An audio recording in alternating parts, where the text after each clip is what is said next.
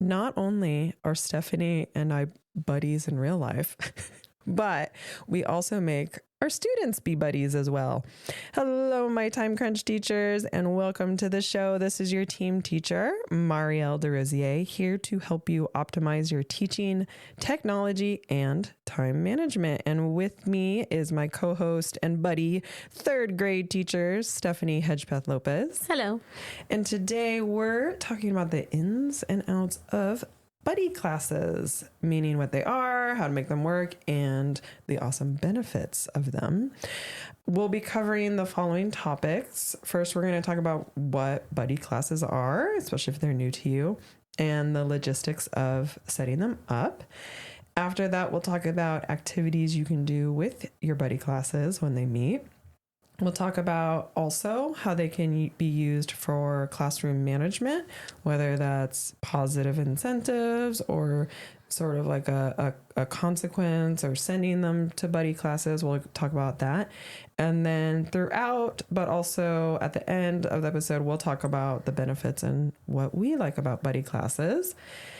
This is also the first episode we are recording with me and my braces. So I'm going to try my best to enunciate and sound like an adult. And Stephanie is a really good buddy because she kept telling me, it's not that big of a deal. Let's just record. And I've been obsessing about it. So she has, but she sounds fine. And I have noticed that you have improved. Thank you. Thank you. And I also feel like though that I'm over enunciating because I just recorded a bunch of YouTube videos for the channel. And my lips, you can see me actively trying to get my lips over my teeth. But now I don't need to worry about that because we're just on the microphones. All right, so let's talk about what are buddy classes. So Stephanie, somebody just tuned in. They've never heard of this buddy class thing. What is it? A buddy class is where you have a class that's your buddy. Nice. Perfect. Done. Well, usually you try to have it a class that's a couple grades away from you. Either you're the older buddy or you're the younger buddy. I used to do buddy classes all the time when our friend Jenny taught kindergarten, and I had third grade and she had kindergarten, and it was great. My kids were the older kids. And so when your kids are the older kids, it's definitely different what you're doing than when they're younger kids, which I'm finding out this year because Jenny ran off and became intervention teacher. And so we don't have her as kinder. She's not my buddy anymore. Right. So I talked Mariel into trying it with me being the younger buddy for a change. So Stephanie teaches third grade and I teach fifth. So I have the older class and we partnered together. Plus all our schools somehow ended up top heavy this year. Like there's more older kids than younger there's kids. a lot more fifth graders and fourth grade students, period, than across all the classes than there are younger. And we are fortunate in that our administration lets us pick who our buddy classes are, and or if you don't, it's optional, meaning if you don't want to have a buddy class or set that up or do the logistics, then you don't need to. But one of the things that is nice is being able to pick, and what Stephanie's saying is if you do have that choice, don't be a third grade teacher that picks another third grade class. Yeah, that's not a buddy. Yeah, that's a cohort. Yeah, exactly. And you could do other fun things, but you could do something with them, but exactly. And we're going to talk about why that is, like the benefits of the younger class and the older class when you pick them a couple grade levels apart. One of the things that I worked at a school, and I thought this was really clever, it was a kinder through fifth grade school, and they made it so the buddies could age up together. So for example, kinder, which was the youngest grade, would buddy or partner with the third graders. The first graders would partner with the fourth graders, and the second graders would partner with the fifth graders, so that kinder kid, who that first year they were partners with third graders, the next year they'd be first graders and fourth graders, and then the next year they would be second graders and fifth graders. So they wouldn't necessarily have to have the same buddy child that whole time, but it was kind of cool to see them age up together and know each other. I also worked at a K through 8th. I do not understand how the front office did the logistics on this, but check this out. It was a K through 8th school. They had a buddy from every single class. Okay, so they called them families. So it was a kid from kinder, a kid from first, a kid all the way through 8th grade. And granted, in grades, like say there's a bunch of 7th graders, maybe there's 2 7th graders in that family. And then on top of that, they also made sure that actual siblings weren't together in that. Oh, that's cool. Right? So you had, quote, family that was not your, biological family, just like friends at school. And then once a month, those K through 8th families would do activities where the 7th and 8th graders would sort of be the leaders and lead them through, the fall harvest festival or the whatever. But I would not recommend that because the logistics of setting that up. Well, that's where the office staff does. Yeah, that's somebody where else. Someone who's really into puzzles and organization. Exactly. Did you want to talk a little bit of the pros and cons of? Okay, so Stephanie has 3rd grade. I have 5th grade. You're going to meet for the first time. You can either pre-assign the buddies, like, oh, her Anna is with my Jessica or whatever, or you can just start the activity and, let it flesh out, or, oh, here's a 5th grader. They need a 3rd grade buddy. Do you want to talk a little bit about the pros and cons of pre-arrangement versus just letting it happen organically? What happens is that, first of all, if you can't have a certain set time where nobody has a pullout or something, then someone's always gone or they leave in the middle or whatever. Right. Like if that kid always goes to their speech therapist at that time, then they never have a buddy. Right. Mm-hmm. Or, the one day the speech therapist is gone, there they are. And they're like, what do I do? Right. Yeah, that's a problem if you prearrange who the kids are with or if there's an absence. Oh, if they're absent, like flu season, you're like, you never know who's going to be there. Right. So you're like, oh, sorry, your buddy is not here today. And the funny thing is when Jenny and I used to do, we never would set them. And it was so interesting watching them pick each other. Mm-hmm. Because often the one crazy kid would pick the crazy kid. They find each other. They're like little magnets. But sometimes it would even be the opposite. The one that needed to be able to take care of someone found the one that wanted a caretaker. Yeah. It was just sweet. Cool. They just found their people. Right. I lean towards not prearranging the buddies because I do like when they pick each other. Plus, it allows you a lot more flexibility if there's an absence. Yeah. That also works. Like a little bit better if the class sizes are somewhat similar in size. But if you have a 5th grade class and it has 32 kids and you're partnering with a kinder class that has 12, it's a little nicer to like put your 5th graders in groups of, 2 or 3 before. So you don't end up with 6 5th graders and 1 random kindergartner that's feeling overwhelmed. Yeah, you should do the math ahead of time. Yeah, exactly. Because like the other day we did that and then some over gregarious 5th grader decided he needed 2 3rd graders, but really it was a 3rd grader would need 2 5th graders for it to work My out. My 5th grader commandeered too many of your it's like, it's not working. So there's a lonely 5th grader. Yeah, and there's also a little bit of nuance into picking your buddy class teacher partner. Like you and I obviously work well together, but you're going to want to pick somebody that has... You could pick somebody with a similar style and similar classroom management, or you could pick somebody totally different, which is sort of fun too. Like somebody has complementary skills.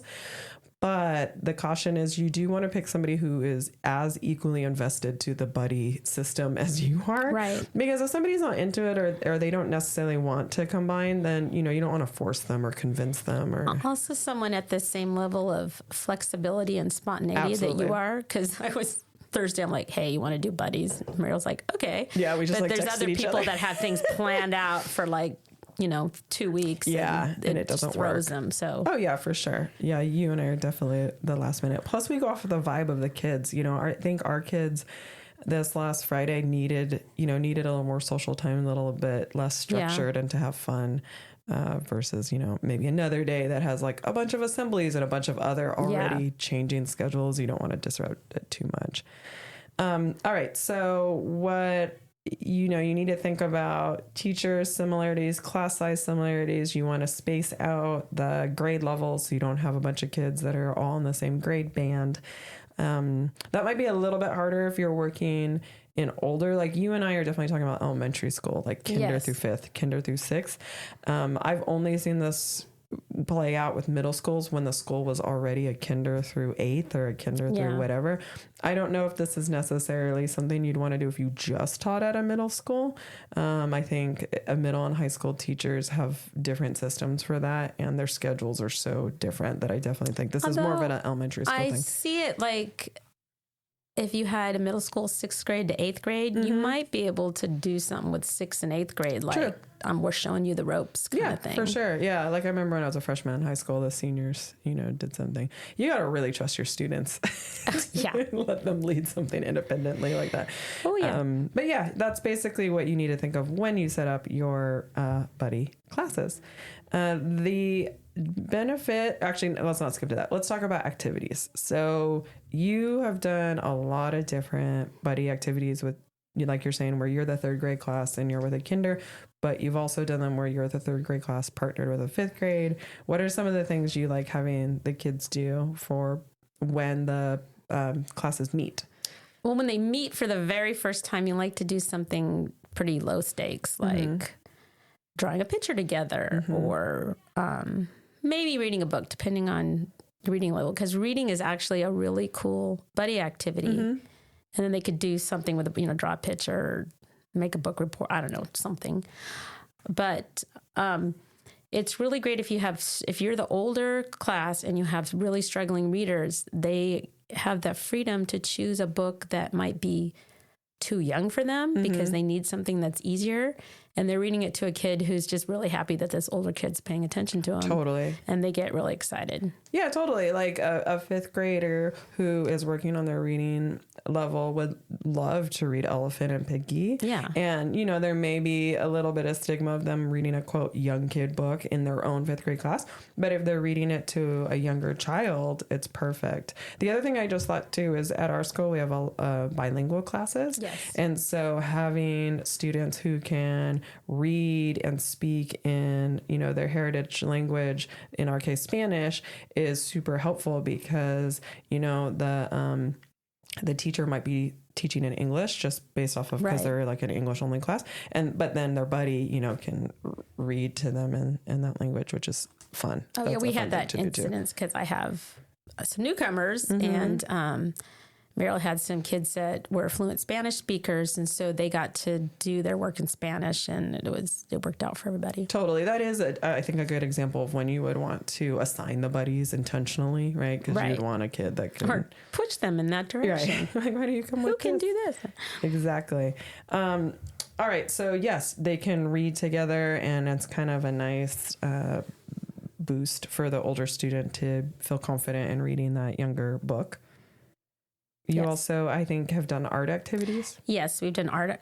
Two, I did for years, one at Halloween time, should you celebrate Halloween, is they make little hand ghosts. So if you take your hand and do it like it's a mitten with the thumb close and you trace it in white, it looks like a little ghost and your little face on it. Oh, like upside down? Yeah. Yeah. And you trace it correctly. Yeah, you can also, you gotta think about this, but you can turn it on the side with your thumb up as the stem for a pumpkin. Oh. You can make like a Frankenstein if you have it up.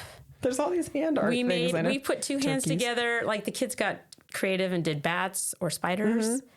Anyway, but the little kids really have a hard time tracing that's hands. Hard. And frankly, so do the 3rd graders. But they were able to trace each other's hands. That's super cute. And it's something we practiced in 3rd grade first, and then they got to show their buddies.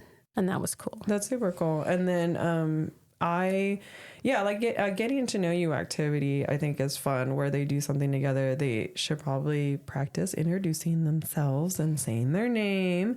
I think that's a good thing to do at the beginning, and then sort of a low stakes, maybe art or drawing activity or in a book.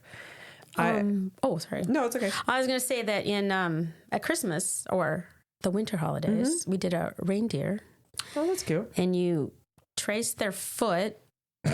Okay, so imagine a traced foot. The big toe is where the nose goes. Oh, okay. And then you trace the hands spread out for antlers and put those up where the heel is. Oh, so you have to trace the foot and the hands. Yes. Okay. And you have this cute little reindeer that's very unique. That's cool. And they can help them with that. Yes. I've seen it too. You know, those super, like you get the big chart paper and one kid lies down and it's like a silhouette. I've seen that too. Oh, they might like that. Yeah, because the little kids fit on the chart paper. The big kids don't. After kindergarten, it's all over. Yeah, it's all done.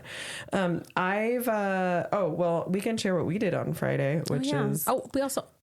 I forgot, heart art. We had a bunch of heart arts. We had a bunch of hearts. Jeez.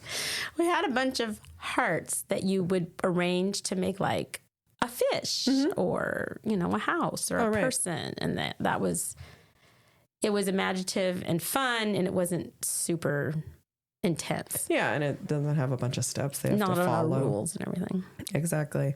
So what Stephanie and I did this last Friday is... Well, a prior Friday, we played Balderdash, which is where I just find all these, goofy real words, and I throw it on the TV or the screen, and the kids work together to guess what the word means. And what's great is with the younger kids, if they're still learning how to read and write, the fifth graders can be the ones who are writing it or helping them spell or, sound out words and write it on a paper or a whiteboard. And the little kids get to participate because they get to have fun with the guessing. But what we did this last Friday is I had a bunch of slides that had just goofy pictures of animals.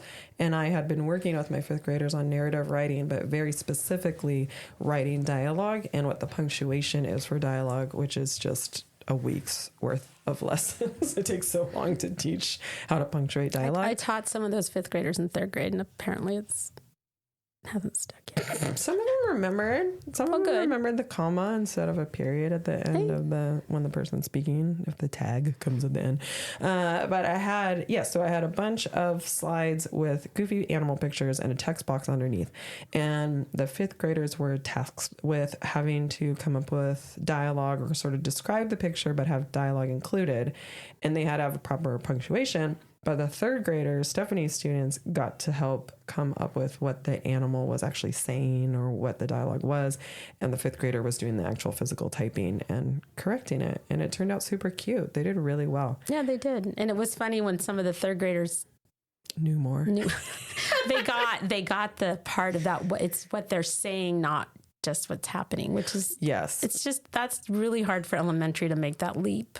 Yeah. For some reason. So my fifth graders really like the narrative writing, the descriptive part. And what Stephanie noticed is a lot of them weren't writing actual dialogue. They were just describing the picture like, oh, this koala is sitting on a tree, but they didn't have the koala say anything. And her third graders are like, well, they should say something like, hi, my name is whatever.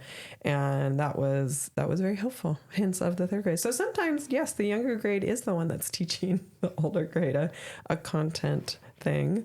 The other thing you can do is we also were thinking of doing PE games. It's really great because the older students generally know the rules a little bit better, and they can teach the younger kids how to play the game and then stand back and be maybe a referee or a coach. We did that with the kindergarten a few times. And even one time they made all the kids made up a game with beanbags and stuff. And it was like this little mini spontaneous carnival. They kind of made their own little stations, and the kindergartners went around and did random things. Yeah, that's cute. They ran it. They set it up. Yeah, and you can do, if you're the type of teacher that is really good about taking pictures and printing them out, you can take pictures of the kids with their buddies, and they can make a little book together. And there's a lot of really kind of fun community team bonding thing. Something I actually was very impressed with our group is I had 28 students that were present. So there was 28 slides that the kids wrote or had to write. They sat and listened to 28 different kids read. I was thinking about that the other day. So the kids did the assignment. 45 kids in there. I know. And they all sat there very quietly as each kid, each pair or group buddy read their slide of the dialogue for those pictures. And it took a really long time, but they were great little audience members. That just reminds me of something we need to talk about. The logistics is, where are these buddy classes meeting? And so, we had over 40 children in one class. I'm sure our fire code is okay with that. I hope we were okay with that, but, if you're legally allowed to have that many children in a class, which I think, your kids are little. They count as 2 to 1, yeah? At this point of the year, yes. Okay. I only think there's a couple taller than one. So, yes, figure out which classroom can seat everybody. Because my classroom has flexible seating, meaning lots of different levels and spaces and everything's kind of spaced out, my classroom is a little bit better suited having kids come in. However, you could also do sort of a 50-50 split where I keep half of my 5th graders and Stephanie sends over half of her 3rd graders, and then I send her half of my 5th graders. So we aren't as teachers together in the same room, but we kind of split. I know. This is what we'll do if we hear that we cannot put that many children in a room. We will do that sometime. Yes, we will do that. But that's fun too, because you could have one teacher, leading, let's say, an art lesson and having all the art supplies. And then the other teacher could be doing, let's say, be out on the yard doing a PE game or something. And then after 30 or 40 minutes, you switch and you send them back. And that's kind of a fun way if you have a huge block of time, if you have an hour or so or 2 hours. How to kill time. How to kill time. Buddy classes are also really fun, I think, to have on Fridays because the kids look forward to them all week. And I wrote it on the board and my students are like, we get to have buddy classes on Friday, and they're very excited about it. So that's another thing too. It's an attendance incentive. That's true. Yeah. If your school like ours is working on attendance and reducing truancy, having something for them to look forward to or be part of on towards the end of the week is a fun thing, assuming your schedule aligns that way. And that is something you'll need to look into when you're figuring out the logistics. I thought about something I'd forgotten about, but part of the fun is when I had 3rd grade and had kinder buddies, I got some of the kindergartners in 3rd grade. Oh, yes. You get them later. Yes. And what's really funny is like, oh, you were the same child, just older.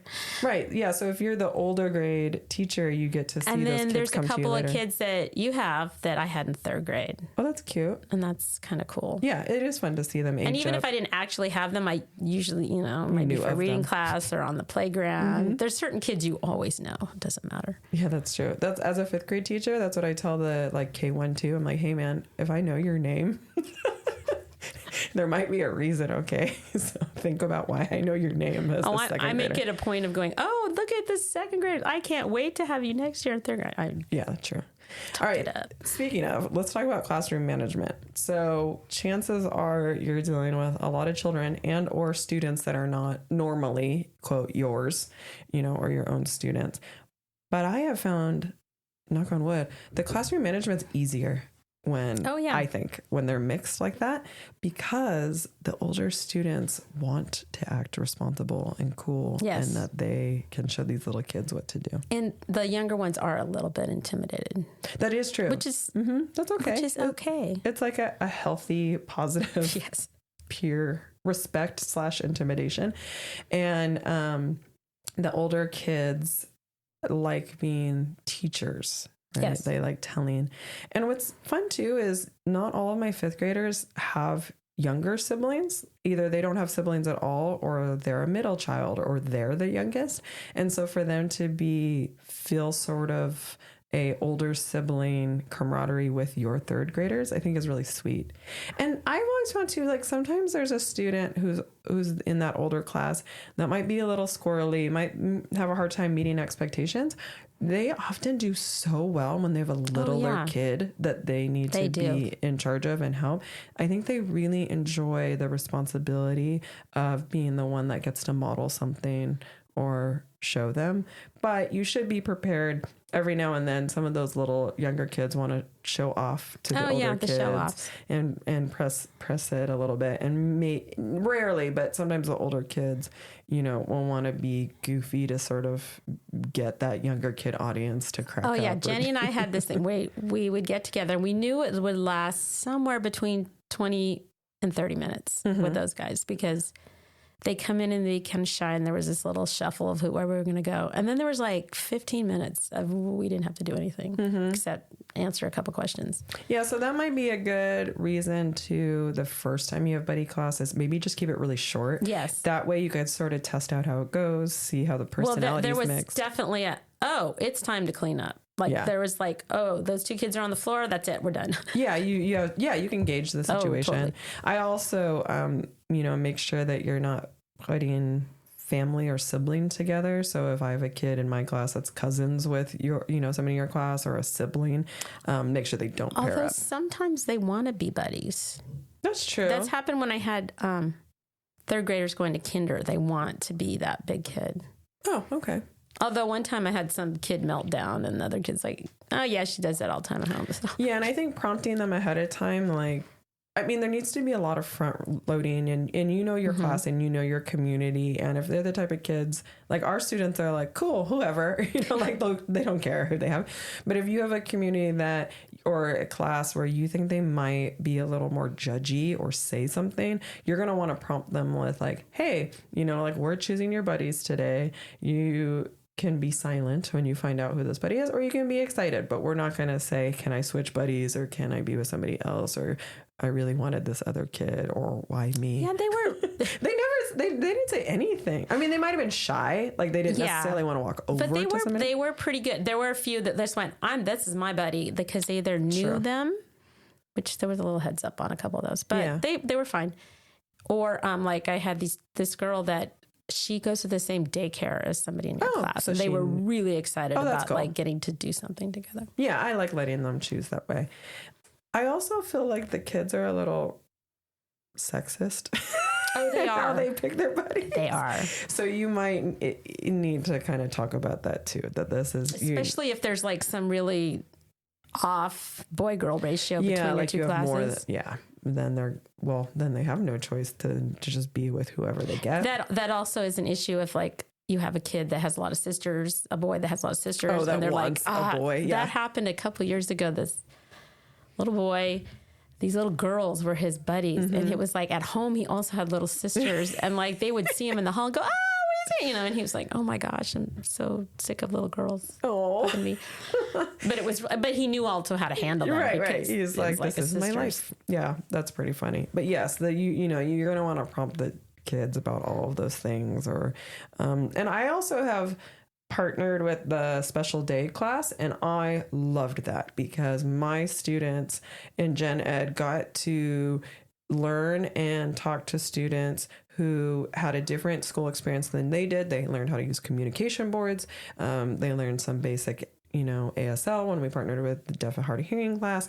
And I think that that's a really great learning opportunity. And our students are so good with accepting different students and accommodating them. And, they completely changed our PE game so that it would work for a student that was in a wheelchair. Cool. And it was really cool to see. So I know generally we tend to pick, I'm a fifth grade, I'll pick the third grade, but don't forget, the SDC, the special day classes, don't forget that if you have a preschool on campus. Oh, yeah. Because usually preschool has their own playground and their own whatever. So don't forget some of the other classes. Oh, that was one of our rewards one time. We're done and they got to play on the kinder playground. Oh, I know. My class lost their mind last year. So excited. Yeah. So last year, our school has a different playground for the kindergartners, which makes sense because it needs to be smaller. And what Stephanie and I are talking about is every now and then we would reward our older students with being able to play on the kinder playground with either their kinder buddies or whoever uses that playground. In our case, it was a special day class. And you would have thought we're like, hey guys, today we're going to Disneyland. Like they lost their mind. Crazy. They're crazy. Yeah, they loved the kinder playground. My fifth graders, I think, almost had more fun on that kinder playground than the actual children, the little kids. Probably, yeah. Who because it was very nostalgic for them. They had different equipment and it was super fun. And it was really cute to see because this one very fearless younger girl was trying to go down that, I don't know, like fireman's pole or whatever you call it, the pole that you're supposed to slide down, and she would just jump down of it. And so I had like 5, not by my choice, my fifth graders went over and like regulated and set up a whole system for her so she wouldn't just launch off the platform. Oh, good. And so it was cool to see them be responsible and help a younger kid. All right, so another thing that our school does, and this is definitely something you'd want to check with your administration and the other teachers, you do not want to do this randomly. This needs to be planned, is we also have buddy classes that are used for consequences or sort of a classroom management situation. A reset. That's a much better way of saying it. Because, some of the interventions we do for students who need, sort of space or time or reset or whatever it might be, is they might have a student reflection form where they're filling out maybe what they did or their choice or the better choice they should have made. Sometimes they just need a break from the environment. It's not necessarily teacher imposed, like you need to leave right now, although that could work.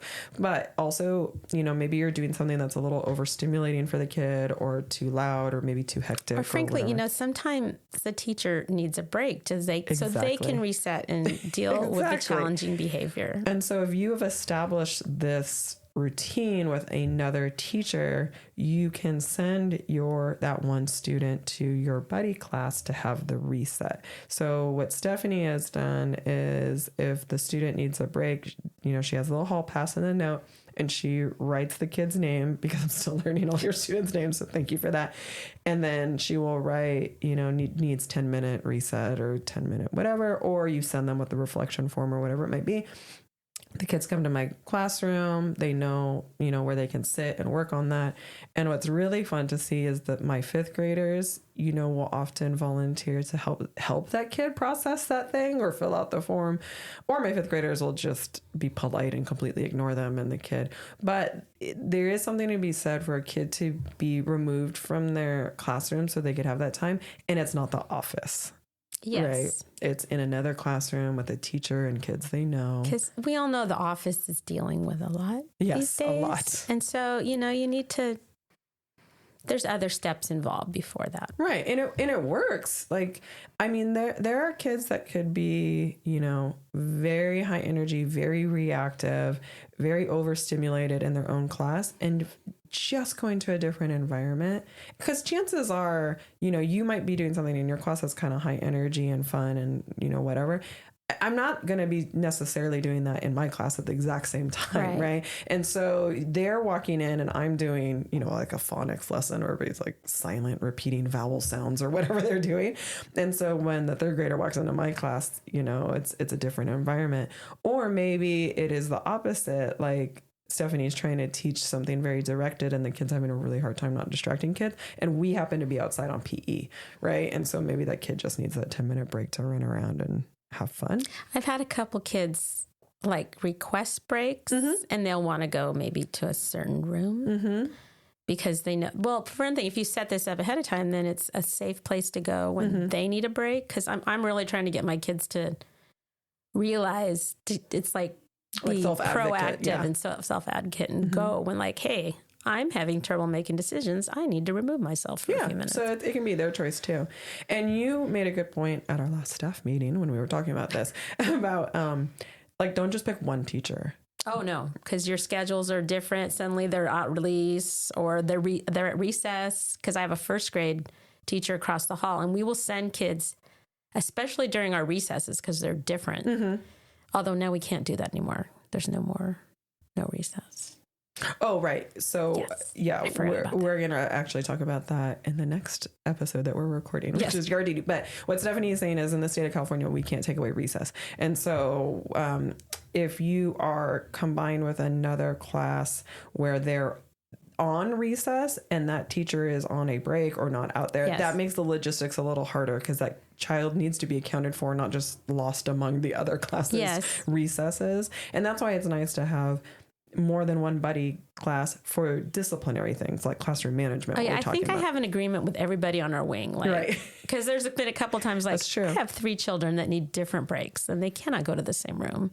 Yeah. And so that's another thing too. I'll just set them all 3 different places.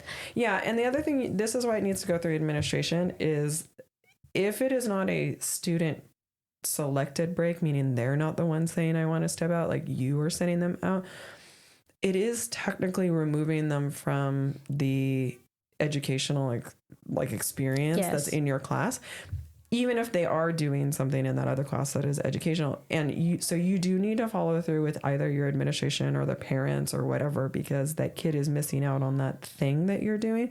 And so your school will need to sort of determine what that communication looks like. Although in meeting with teachers, if you're, not teachers, families, if you're coming up with a behavior plan where you talk about this, every parent I know is down with it. Yeah. Like, well, they're it's totally fine. totally better than them sitting in the hallway, though. Exactly. Yeah. Not sitting in the hallway or waiting in the office to talk to, an administrator. Because if they're waiting in the office, we've seen kids wait. Yeah. A long time. And Right. at least if they're in another classroom, they're getting doing something. Yeah, like I had a younger kid sent into my class and I was like, hey, you want to do this phonics lesson with us? And he's like, okay. So it's like, okay, well, you might be missing out on part of the math in his class, but he got to learn about the schwa. The schwa. The schwa. Anywho, point being, run all this by admin before you're just randomly sending children. And then more importantly, run it by the teachers and who you're sending these children to. They want to know. Yeah, they want to know. But I have found every kid that's sent to me, they understand, or by choice, it doesn't even matter why they're in my class, immediately changes. Like, it's just a different environment. So they change how they enter. They just sit there and either do whatever work they have or sit there, or I have books for them. Like, why don't you read a book? Yeah. And in my class, I have the cozy corner, which is a little area with like pillows and stuff. But I intentionally put younger kid books in there so that when the younger kids get sent to me, they can sit in the cozy corner and read, a book about whatever emotions or just a fun book, and it's ready to go. And I actually really like this system. I think it works great, and I think it avoids having them go to the office or it leveling up when it doesn't need to be necessarily a disciplinary thing. It can just be a reset thing. Yes. I like to, and when they come back in, are you ready? Yeah. Are you ready to pay attention now? Are you ready to do whatever it is that you were doing? Yeah. And especially if, like, I taught second grade a couple years ago, and now I'm teaching fifth grade. And so those kids I taught in second grade that are now third graders or fourth graders will sometimes be sent to me, and I already know them. And so that's helpful too. If you pick a teacher that might know them in a different context, or maybe it's their coach. You're going to go see your first grade teacher? Yeah, exactly. Yeah, they always want to go back to their kinder teacher. True, but sometimes they feel bad. It's like their mom knowing, which is also good. Okay. I think. Mm-hmm. I think that's good. Exactly. Somebody that cares about me is not going to be happy, and maybe I need to change my behavior. Precisely. So we've talked a lot about the benefits of the buddy classes, both, in terms of creating climate or positive climates and cultures, but also, if you need to use it for a student reset that might be a little lower level than a more severe consequence. We also talked about how it's super fun as like a fun Friday or something for the kids to look forward to. And the teachers. And something as a time filler. Or like, I need a break. Yeah. I don't want to teach about King Midas anymore. Exactly. Or else. It's really hot today. Friday was so hot. So we're like, my air conditioning works really well. Why don't y'all come to me? It's also fun if you have a really, I don't know how to say this besides like a big PE game, meaning like capture the flag or something that is more fun if there is a ton of people playing it. That's actually super fun to do as a buddy class. And more often than not, the older kids will like take it easy on the younger. They're not out there to win. And they will also kind of look at, like you said, look out for them and also bring it down a notch. Yes. Which is good. Yeah, it's cool. It's not as intense or competitive. Or the older kids like being the ref or the judge or whatever it might be. Or they'll take this is actually super cute to see. They'll take the not fun job. Like, for example, if they're doing kickball, they'll just be like, well, I'll just be the person who pitches the whole time. Yeah. Or like, I'll be the person who does the whatever. I am going to wrap this up with a classroom story of my own child and his buddy. I don't know if you have a buddy class story, but I'll share this while you think about it, Stephanie. So when my son was in first grade, he had a buddy that was an eighth grader because it was the K through eighth. And those are the teachers that paired up. So he's a first grader. His buddy was an eighth grader. And I heard through the grapevine that his buddy was, quote, the cool eighth grader. Ooh. And I saw this because they had a little fall festival thing, and his older buddy sought him out at the fall festival thing that we were at, and he had a whole crew of people with him. So I think that proved that he was the cool kid because he had a trail of people. And you should have seen my son's face when that older cool eighth grader invited him to go, do the pumpkin, whatever, or whatever. Maybe my son was so happy. And then they played football, and my son later said, hey, my buddy said I had a good arm or whatever. So I'm very grateful. The other kind of funny, sweet thing that the buddy did, and I'm grateful he did this, but I did chuckle. And they were writing a story together, and my buddy went to my son's first grade teacher because he was very concerned about what my son drew. And it turned out my son is very obsessed with Titanic and like natural disasters and whatnot. And so he did draw a ship sinking and crashing and people going down with the ship. His 8th grade buddy, who I think had no context for the Titanic, was concerned that my son, as a 6-year-old, today he is a psychologist. Yeah, exactly. He could be, for all I know. No, I was very concerned that my son was like drawing a clearly distraught scene of like a ship sinking. So he brought it to the first grade teacher, discreetly. Actually, he did this whole thing, and it was very sweet. So I am very grateful for that 8th grade buddy. And, but it did go to show that those older kids take it seriously. And, if they see something they're concerned about or something, and they can definitely help, sort of the self-esteem of the younger kid or make them feel seen or special or whatever. So that was very, very cute. I really appreciated that moment. I don't have a specific story, but I do know the joy of coming back when I had the kindergartners and the 3rd graders going, wow, that was hard. That kid wasn't listening to me. They were on the floor and stuff. And I would be like, how does that feel when you're trying to teach someone and they're not listening? You were so right. That is, and it was like little light bulbs went off in their head, like, oh yeah, that must be hard. That is actually probably the greatest benefit of this is when you are the older class and they realize, oh, it's hard when the little kids don't listen. I wonder what that's like for you, teacher. I remember being a 6th grade buddy in 1st grade, and the little girl I was trying to do flashcards with was under the table. And I was like, I am never going to be a teacher. This is too hard. And look at us now. I have kids crawling under the floor still. It is really sweet and endearing too if you're the older grade teacher and you're sort of used to older kid interactions and behaviors, and all of a sudden you have little kindergartners in there being cute, or 1st graders. And something you did that I cracked up about is I had to do one of those like, okay, 5th graders, if your 3rd grader needs some help, make sure they're on task or whatever. And then not 30 seconds later, my 5th grader was being squirrely.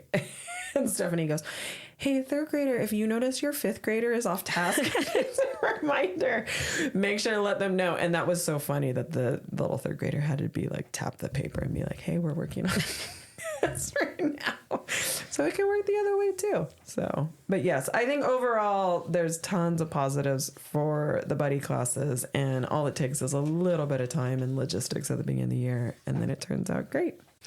Thank you so much for your kind attention today. Until next time, teachers, bye for now. Bye.